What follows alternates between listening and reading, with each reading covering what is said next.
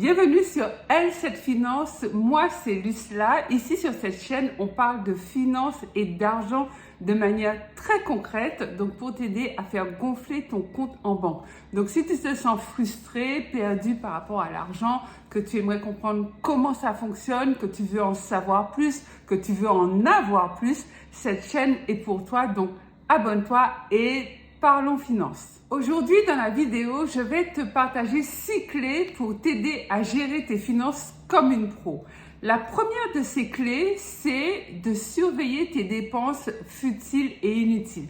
Tu sais, les 5 € par-ci, les 10 € par-là, les 15 €, 20 € qu'on ne voit pas passer, mais qui finalement, cumulés, mis bout à bout, reviennent à une fortune chaque mois. Donc, qu'est-ce que j'entends par dépenses futiles et inutiles ? Les dépenses que tu fais et dont tu ne te sers pas, qui te servent à rien. Par exemple, les abonnements télé. Tu as peut-être Netflix, tu ne regardes pas beaucoup la télé. Tu as peut-être Disney+, en plus, tu as peut-être Amazon Prime et que sais-je. Donc, surveille tous les abonnements que tu as souscrits et qui finalement te coûtent de l'argent, mais que tu n'utilises pas tant que ça. Ça peut être également les abonnements dans une salle de sport. Ça peut être des assurances, multirisque habitation ou assurance de la vie civile. Ça peut être des assurances scolaires que tu as en doublon pour les enfants ou pour toi-même ou pour la famille, mais que tu payes. Les cartes bancaires ont des assurances. Nous-mêmes, nous souscrivons à d'autres assurances. Mais ce qu'il faut savoir, c'est qu'un organisme d'assurance, pour un litige, pour un accident, ne rembourse qu'une fois le même accident ou le même incident. C'est-à-dire que s'il se passe quoi que ce soit, même si tu as 10 assurances souscrites pour la même chose, tu ne seras remboursé qu'une seule fois. Deuxième clé, surveille tes dépenses en termes de loisirs. Combien de fois tu vas au restaurant? Combien de fois tu achètes des plats emportés? Combien de fois sur la route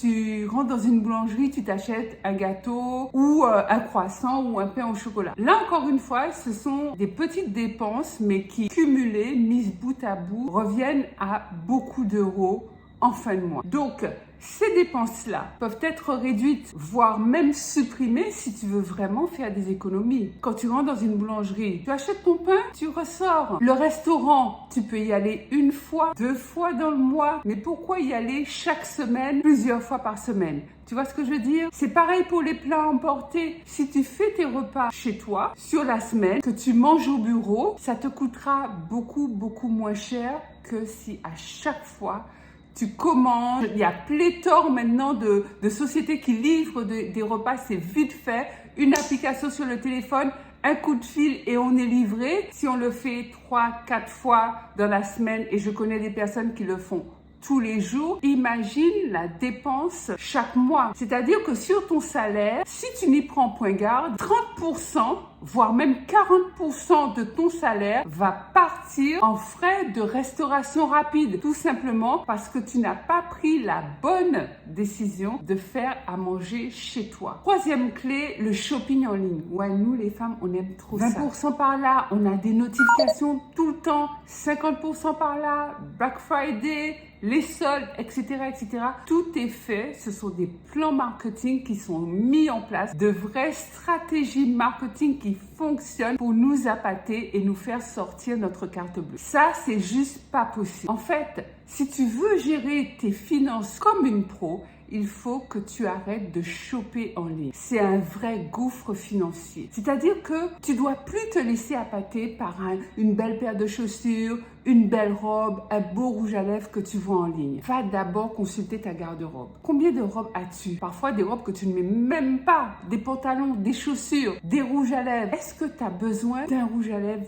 de plus? Je crois que non. Le conseil que je te donne pour t'aider à gérer tes finances comme une pro, c'est de couper les notifications, les bons plans que t'envoient toutes ces sociétés de vente en ligne. Tu te désabonnes des newsletters, tu supprimes les notifs et tu décides de ne plus choper en ligne pendant 2, 3, 6 mois, voire même 1 an pour celles qui veulent vraiment gérer leurs finances comme une pro durant toute l'année 2023. Quatrième clé, les courses. Lorsque tu vas faire tes courses, n'y va pas quand tu es vraiment cool, que tu as du temps devant toi, que tu as du temps libre, que tu as faim. Va faire tes courses quand tu es pressé, quand tu n'as pas beaucoup de temps et surtout quand tu as pris le temps de faire une liste de courses au préalable. Tu fais ta liste de courses en checkant tes placards. Et l'astuce que moi je te donne, c'est de ne rien acheter pour stocker chez toi. Le stock, c'est dans le magasin. Le stock, c'est à Carrefour, à Leader Price, à Auchan, à ED, enfin, où tu veux, où tu fais tes courses habituellement, c'est là où se trouve ton stock. Le stock, c'est pas chez toi. Tout simplement parce que si tu cumules 3 bouteilles d'huile, 2 boîtes de sel, 2 packs de lessive en poudre, quel est l'intérêt? C'est ton argent que tu as dépensé et que tu viens stocker chez toi. L'idée, c'est de garder ton argent dans ton compte, dans ta poche et d'acheter les produits dont tu as besoin. C'est pour ça que j'insiste. Tu fais ta liste de courses et tu t'en tiens à ta liste de courses. Tu fermes les yeux quand tu passes devant les têtes de gondole. Les produits en promo, tu ne les prends pas ou tu n'en prends un que s'ils figurent sur ta liste de courses. Parce que tu trouveras des produits en promotion. À chaque fois que tu iras dans un supermarché, tu trouveras des produits en promotion. Achetez-en 3, le 3e est à moitié prix. Achetez-en 3, le 3e est offert. Mais bref, tu n'en as besoin que d'un. Pas de stock. Bannis le stock chez toi. Achète ce dont tu as besoin et n'achète que ce qui est sur ta liste. C'est une vraie discipline, mais je te garantis que si tu l'appliques, tu verras les économies à chaque fois que tu feras tes courses. 5e clé, rembourse tes dettes. Oui, surtout les emprunts que tu as contractés pour des prêts à la consommation, pour t'acheter un superbe salon dernier cri, pour t'acheter le dernier robot à la mode ou pour t'acheter un iPhone. Bref, rembourse tes dettes. Et si j'ai un conseil pour toi, commence par tes dettes dont le solde est le plus petit pour aller vers les dettes, les emprunts dont le solde est le plus élevé. Tu ne pourras gérer tes finances comme une pro que lorsque tu n'auras plus de dettes et notamment des fameux crédits à la consommation. Parce que ça fera l'objet d'une autre vidéo, mais il y a ce qu'on appelle les bonnes dettes et les mauvaises dettes. Tout ce que tu achètes à crédit et qui ne te permet pas de gagner d'argent, qui ne te rapporte rien, qui se déprécie sur le long terme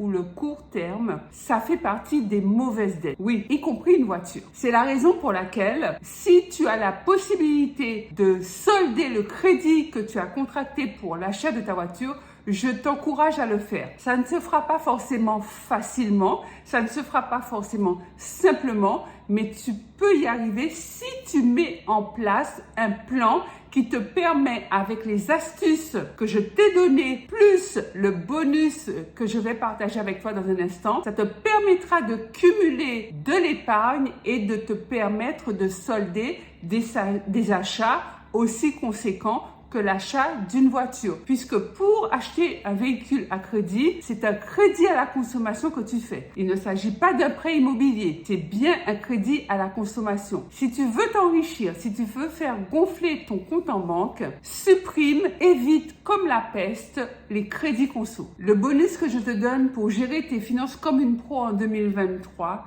c'est de te créer un ou plusieurs revenus complémentaires. Oui, c'est possible. Tu peux coiffer les gens si tu sais coiffer. Tu peux cuisiner pour les gens, pour les anniversaires, pour les fêtes de départ en retraite par exemple, si tu sais cuisiner. Tu peux faire des travaux administratifs pour aider des personnes qui ne savent pas rédiger un CV par exemple, qui ne savent pas faire un courrier. Tu peux donner des cours si tu as une expertise dans telle ou telle matière, si tu es doué en maths ou si tu es doué en français. Tu peux donner des cours. Tu peux donner des cours au primaire, tu peux donner des cours au collège, tu peux donner des cours au lycée. Et si ton niveau est encore plus élevé, tu peux donner des cours à des étudiants pour les aider. Je te donne un exemple. Si tu as 3 élèves, on va dire 3 élèves en 5e ou en 4e, que tu donnes des cours de français. 3 élèves à 20 € de l'heure par élève, à raison de 2 heures de cours par semaine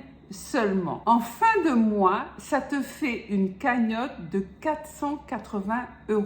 Oui, 480 €. Donc, c'est un fort formidable accélérateur si tu as des dettes à éponger, si tu veux booster ton épargne, si tu veux voir concrètement ton compte en banque augmenter. Toutes ces clés, plus le bonus que je t'ai donné, mises bout à bout, te permettent vraiment d'augmenter tes finances et de voir ton compte en banque passer au vert tout le temps. Tu pourras vraiment mettre en place des projets concrets, préparer ton avenir, celui de tes proches, de tes enfants. Et je t'assure que le sommeil de celui qui a de l'argent en banque n'est absolument pas le même que celui qui n'en a pas. Je t'invite à me retrouver tout de suite sur Instagram à l'adresse que je te mets sur la vidéo, ou alors je te retrouve pour une nouvelle vidéo ici sur YouTube, puisque on se retrouve sur YouTube chaque mercredi et chaque samedi. Je te dis à très vite, c'est Lucela qui est là pour t'aider à booster tes finances. Bye bye.